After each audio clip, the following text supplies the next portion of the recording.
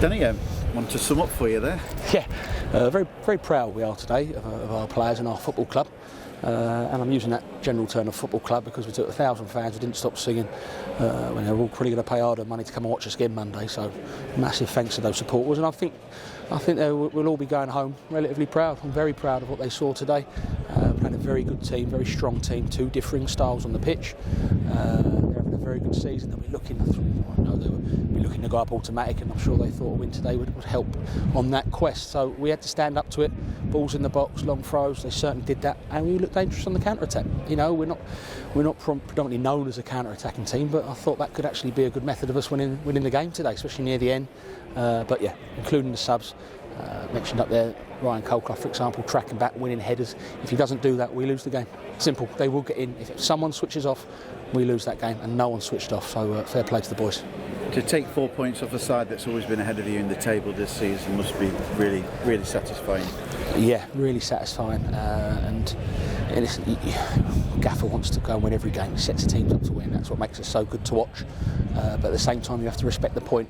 You know, we're telling Ryan to slow down the last few goal kicks because this is a very, very big point. We're disappointed, obviously, not to win like we are at any game, but we would have felt a hell of a lot worse if they'd scored in the 94th minute and we went home empty-handed. They had obviously a lot more chances than Chesterfield did. Chesterfield didn't have a shot on target. However, Liam Mandeville's team is the best of the game. Yeah, man, he's so honest to come and hold his hands up. Sorry, lads, should have scored that. You know, there's no point in the finger. He's in the right place. Sadly, it didn't connect as he would have liked, and but I'm sure they'll rue some certain things that went on from their camp as well, AFC Wimbledon's camp. So yeah, we can't be too harsh. What you are hoping is if you do miss good chances in a game, it doesn't cost you in terms of 0 points, and that's a big point, especially when you look at the other scores. And I said earlier in the season, or not early in the season, halfway through, if we can go to the last 10 games and give all those Spireites something to dream of and get excited about, great. And with three to go, we've certainly done that. Did you see a different side to the team today? There's a lot more solidity about them. You know, you obviously put Naylor over on the left-hand side to stop midfield, didn't you, really? Yeah, that worked ever so well, especially when he's winning headers from goal kicks. And it's still about formation and tactics, but, that was a real, I hate using that word, passion, desire, because it's been used since the 50s, but it is what we coaches use and managers. It is heart and desire and passion and effort and giving everything for your badge, and the players did that today, and they have done all season. But I thought today, especially that last 10 minutes, they showed a real grit and resilience to keep this playoff dream alive. Jensen Metcalfe seems to be getting better every game, doesn't he? Yeah, and I think it was different because he'd done some really good stuff with the ball, but I thought him and Flecky and Banksy and Tom Tiffel and Banksy he got round second balls, and it sounds ever such a basic and old-fashioned thing to preach about, but Wimbledon are praying that we switch off when a ball drops in the midfield, they hook one on and they're in on goal, and we didn't. We got round every second ball, and Jensen was a big part of that. Been Peppel today as well, a lonely furrow up front, but I tell you what, he put himself about a bit with a 3 strong centre half, didn't he? Yeah, he did. And I think Michael as well, they sort of played beyond their years, and this will be great for their development. That's why you get lads on loan at bigger clubs, shall we say, not just to help you, but to help them, and I think they're learning and improving as every game goes by. Ollie Banks, was it a whack on the shin or?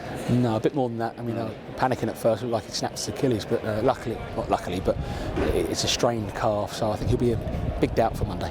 Big doubt, yeah. That should add to the injury problems. Where do you see the situation now? Obviously, it's not in your hands, but your results might go your way. That's the thing. Yeah, listen, we've had a couple more blips than we would have liked this year, haven't we? Let's be honest. We'd have liked to have definitely not had the injury crisis and bad run over Christmas, and the recent four game defeat run. It was something we all could have done without, but everyone's responded really well to that.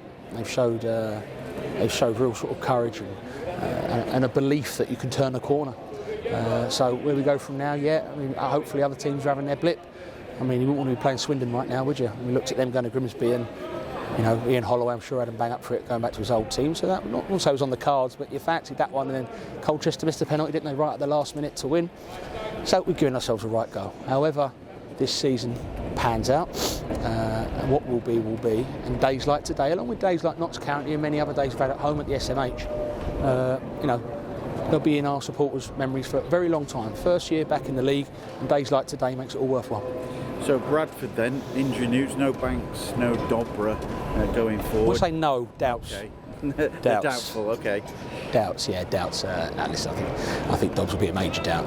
But Banksy, hopefully, is strained calves aren't things you can come back a couple of days later. But stranger things have happened. How do you think Harvey Arujo got through his first game? He got 60 minutes. Yeah, really good. He was always going to not blow up. That's the wrong phrase, but he was going to, was going to hit a real severe level of fatigue, wasn't he, at some point? And I think it was important that you put on Lewis, who has actually had a bit of a bug all week, so I think it took him a while to get going when he came on, especially when they were trying to get Nuffield down the right side and put crosses in. It was the right call, because if Harvey blows up and he gets in, that's how they maybe would have won the game.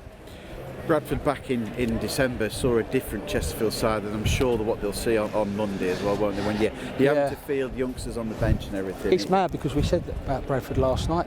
We played ever so well there, didn't we? And it was until they equalised, and then it sort of went a little bit a bit awry second half. So yeah, a different team in terms of probably personnel and the squad that they faced or saw on the team sheet that day, but certainly no less or more courage and heart.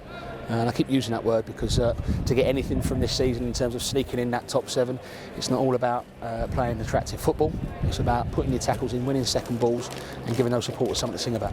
I've lost count how many players it was when Chesterfield had played Bradford in December as well. But to get to this stage now with 3 games to go, and you're still in with the chance of the top 7, how do you think about that? It's exciting, isn't it? Yeah, it's exciting. It's still an outside chance. We still have to rely on other teams to not win, and we've got to beat a team who are going for automatic again on Monday. And then we've got sort of Morecambe will probably scrap for their life. I don't know what their mathematics like. I haven't seen their result.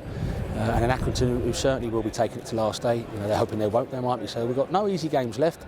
But yeah, we can enjoy the coach journey back. Everyone's in Saturday, everyone's in Sunday, and let's have a right go for that final push. Bradford, what do you make of them? A bit like today, big, strong, powerful. And the position we'd certainly like to be in the league, just like Wimbledon. We'd swap place with them in a heartbeat, wouldn't we, up there? So yeah, it'll be a big game. They'll bring as many fans or as many tickets as they get allocated. Our supporters, I think, not that they don't normally, but they'll certainly turn out. I think it'll be a sellout. And then if we can get something from the game, we can have a lovely last home game of the season against Morecambe. But yeah, let's not overthink what could be. Let's have a nice, relaxed journey home. Focus on Bradford tomorrow morning.